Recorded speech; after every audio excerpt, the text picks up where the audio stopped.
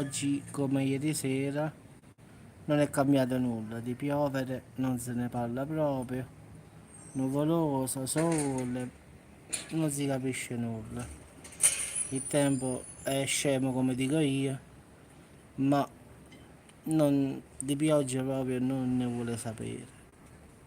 È da ieri sera che il tempo è strano, ieri ha fatto tanti lampi e tuoni, ma al finale ha fatto giusto 2 gocce d'acqua e nulla di più. Un po' di vento ci sta, sì, però nulla di che, sta tornando il caldo un'altra volta. Quindi al finale solo nuvole, come si dice, tutto fumo e niente arrosto.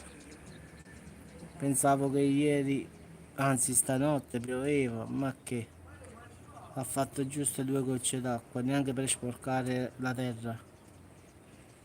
Quindi ragazzi, oggi è una giornata davvero strana, nel senso che o esce il sole o viene a piovere, invece oggi no, né l'uno né l'altro, quindi io la chiamo giornata scema. Quindi come potete vedere ragazzi è nuvoloso, non ci sta il sole.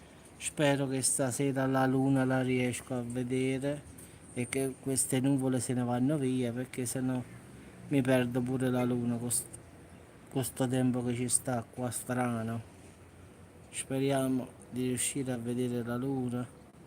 Come sempre vi ricordo che alle 10 alzate gli occhi al cielo e incominciate a vedere. Spero che riesco, anche se sto quasi perdendo la speranza perché vedo troppe nuvole che non vanno via. Quella è la luna come replica dovrebbe stare qui verso le 10, quindi mi sa che non la vedo. Troppe nuvole ci stanno. Non credo che fino a stasera queste vanno via, non lo credo proprio. Però speriamo bene che vadano via. Ci sentiamo più tardi ragazzi e speriamo che stasera riusciamo a fare la diretta. Purtroppo qua il sole non esce, a piovere non piove e stiamo così con il tempo scemo come dico io. Ragazzi, buon appetito a tutti e speriamo che viene a piovere oppure che esce il sole.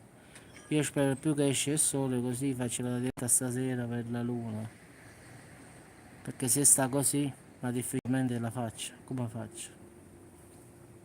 Vabbè ragazzi, buon appetito a tutti.